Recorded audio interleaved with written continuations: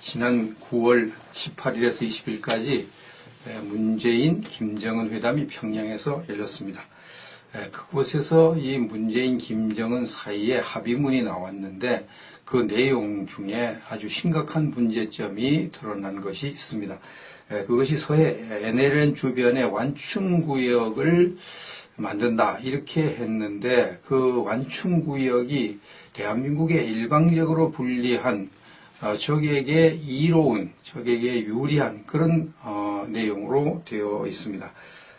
다시 말씀드리면 북한 지역의 바다는 50km를 완충구역으로 만드는데 남한 지역의 바다는 85km를 완충구역으로 만들게 되었다 하는 것이죠. 그래서 우리가 35km나 더 많이 완충구역을 북한에게 내준 꼴이 되었습니다.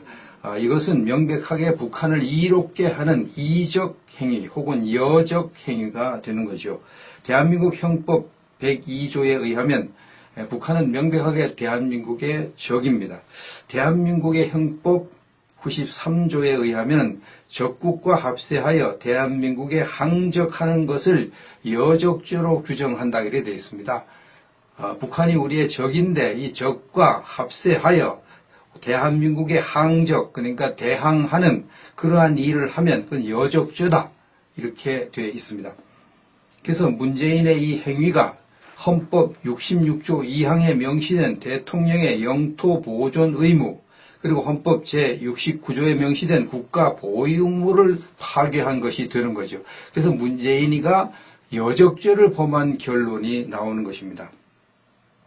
이렇게 하니까 이제 결국은 이것을 국민들이 들고 일어나서 문재인을 여적죄로 법원에 고발을 하는 이런 사태가 빚어졌습니다. 문재인 여적죄 고발장 이게 인터넷에 공개가 됐습니다. 고발자가 도태우 변호사 등 여러 명으로 되어 있습니다. 이 도태우 변호사는 박근혜 대통령 탄핵 심판 때 변호를 맡은 변호사 중에 한 분이죠.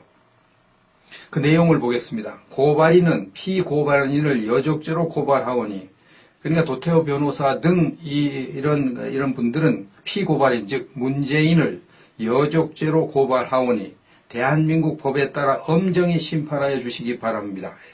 고발 이유 첫째 적용 법조 그랬습니다. 법에 어떻게 저촉되느냐 이걸 이제 따져야 되죠. 대한민국 형법 제102조는 대한민국에 적대하는 외국 또는 외국인의 단체를 적국으로 간주하고 있다. 북한 김정은 체제는 1953년 정전협정 이래 천안함 폭침, 연평해전에서 보듯이 교전이 종결되지 않은 상태에서 대남 적화 노선을 포기하지 않고 있는 적국이다. 명백한 적국이죠. 북한 김정은 정권 체제는 명백한 우리의 적국입니다. 적국과 합세하여 대한민국의 항적은 적과 맞서는 것, 항적하는 것은 형법 제93조의 여적죄에 해당한다. 항적이란 대한민국에 대항하여 적대 행위를 하는 것이다. 대한민국에 적대 행위를 하는 것이 김정은 정권인데 김정은과 합세하여 대한민국에 대항하는 이러한 합의를 했으니 문재인은 당연히 여적죄를 저지른 것이다. 이렇게 규정을 합니다. 범죄 사실을 구체적으로 적시했습니다. 피고발인 즉 문재인은 대한민국 대통령의 지위에서 2018년 9월 19일 국방부 장관 송영무로 하여금 판문점 선언 이행을 위한 군사분야 합의문에 서명케 했다. 위 군사분야 합의문에 따르면 피고발인은 기존 NLL을 무시하고 서해 완충구역을 규정하였으며 그 직선거리는 북 50km, 남 85km다. 직선거리로도 35km 차이가 나지만 기존 영해 면적을 비교해보면 육안으로 봐도 약 3배 이상 우리 측 해역 범위가 넓음을 확인할 수 있다. 그러니까 북한 해역과 우리나라 해역 NLL을 중심으로 북한은 50km, 남한은 85km 이렇게 차이가 나는데 이것을 면적으로 이렇게 보니까 육안으로 봐도 우리나라가 약 3배나 넓어요. 북한은 우리나라보다 3배나 적고. 그러니까 북한은 조금만 이제 거기에서 이제 군사훈련 못하는 그 정도인데 우리는 그보다 3배나 넓은 곳에서 군사훈련을 못하니까 우리가 훨씬 불리하죠. 북한에게 훨씬 이롭죠. 이것을 여적이다. 북한을 이롭게 했다. 북한에게 도움을 줬다. 이렇게 이건 판단할 수밖에 없는 것이죠. 그러니까 이건 여적죄 아니냐. 6.25 전쟁 당시 중공군 개입과 일사후퇴, 서울 재수복 후 중부전선 교착 상태에서 대한민국 국군과 유엔군은 고지 하나를 사수하고 탈환하기 위해 수천 수만 명의 고귀한 인명을 희생했다. 이게 어떤 그 고지, 즉 산에 보통 고지가 있잖아요. 그 산 위에 있는 진지를 하나 탈환하기 위해서 수없는 사람들이 공방을 벌이면서 희생을 했죠. 유엔군도 많이 희생당하고요. 이 김일성 정권이 대한민국의 땅을 불법으로 점유해서 더군다나 남침까지 하고 그래서 그들을 격퇴하기 위해서 그 격퇴하는 과정에서 고지를 하나 점령하기 위해서 얼마나 많은 사람들이 피를 흘렸습니까? 유엔군, 국군. 피고발인은 무슨 자격으로 수십만 명의 죽음으로 지키고 70년 세월의 땀과 눈물로 버텨온 우리 국가의 강력과 주권을 마음대로 적국에게 내어주는가요? 강력이라고 하는 것은 영토의 구역을 강력 이렇게 표현한다고 합니다. 영토의 구역. 우리나라의 영토 구역을 왜 문재인은 마음대로 북한에게 내주는가? 응? 우리 수십만 명의 유엔군과 우리 국군이 죽음으로 지킨 NLL인데 그 NLL을 왜 이렇게 무력화시키고 북한에게 유리하게 만들어 놓는가? 대한민국 헌법과 국민은 피고발인에게 그러한 권한을 부여한 적이 없다. 아무리 대통령이라고 할지라도 적국을 유리하게 우리나라의 지역을 마음대로 적국에게 이롭게 이용하는 거 어떻게 하겠습니까? 안 되죠. NLL을 중심으로 북한도 50km, 남한도 50km 이렇게 했다고 그러면 그래도 조금은 이해를 할 수 있어요. 똑같은 거니까. 그것도 하면 안 되거든요. 그것도 하면. 근데 그것마저도 안 하고 북한은 50km인데 남한은 85km다. 면적으로 따지면 우리나라가 훨씬 더 넓다. 바다가. 우리나라는 이게 면적을 이렇게 보니까요. 인천, 서울이 우리나라 그 완충구역에서 아주 가깝습니다. 아주 가깝습니다.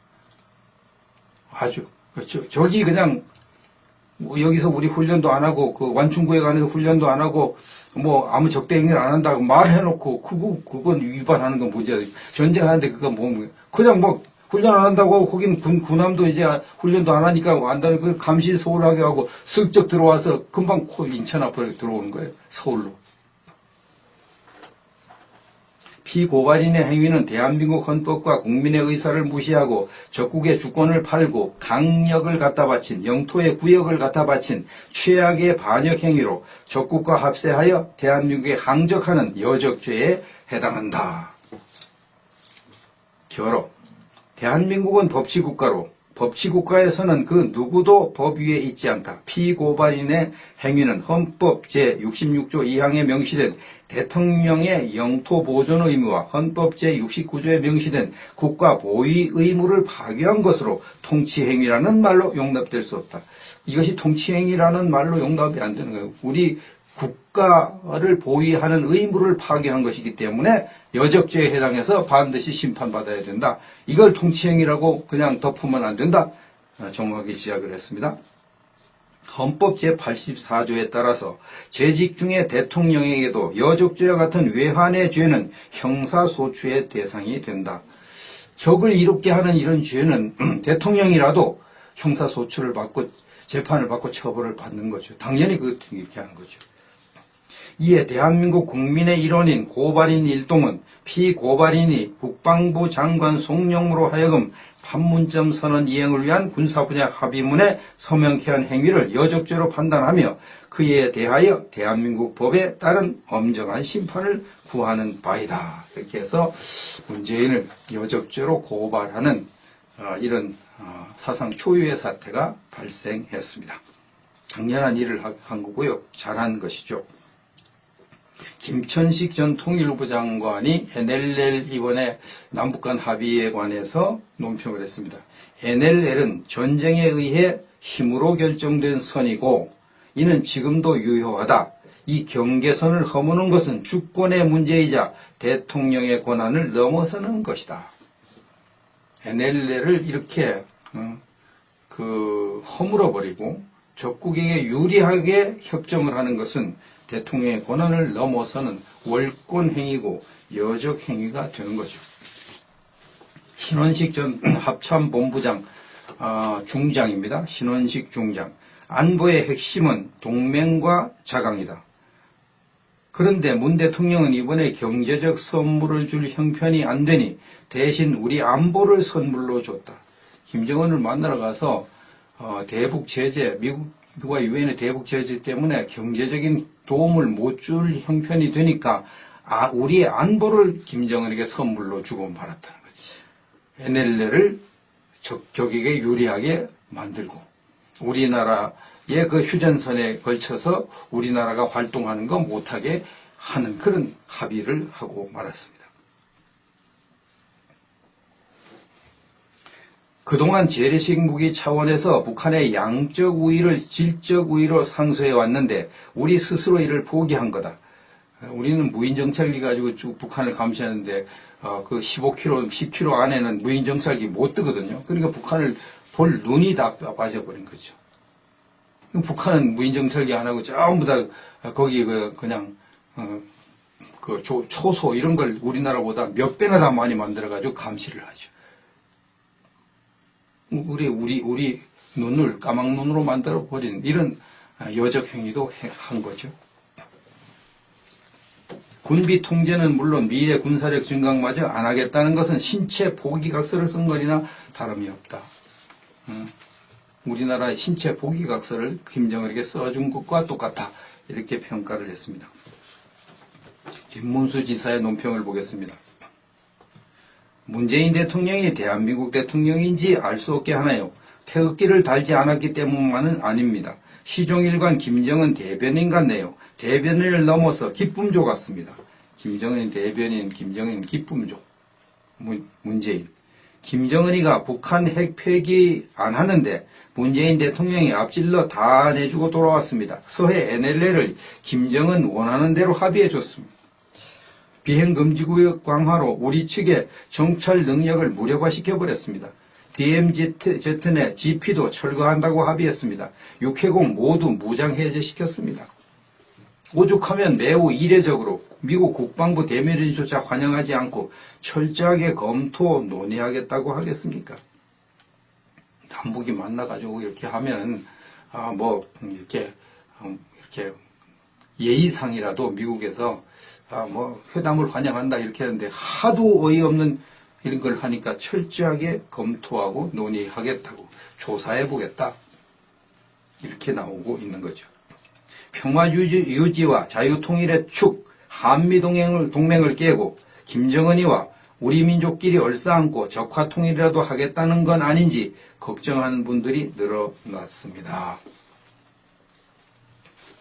이제 문재인은 여적죄로 고발을 당했습니다. 근데 문제는 법원이 과연 이 재판을 신속하게 공정하게 할 것인가 아직은 어렵다고 봐야 될 것입니다.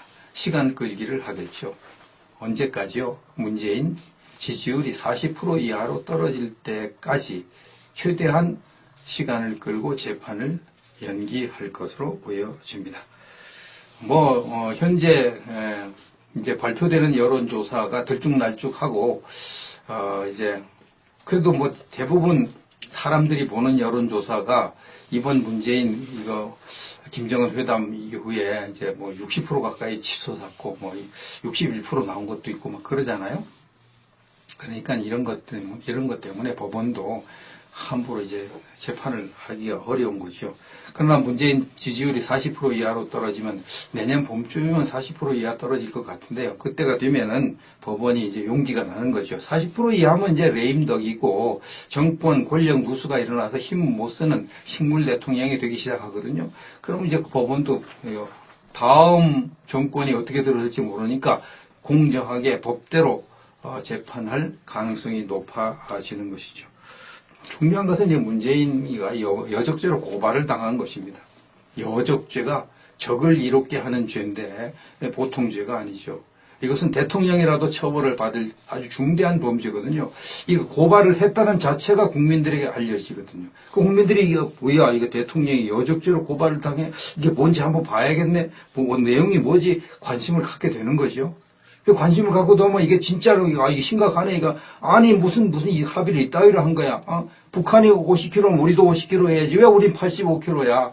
85km 뒤로 나오면 인천이 코앞인데 서울이 코앞인데 이게 뭐 하는 짓이야? 응? 이게 여적죄 맞잖아. 응?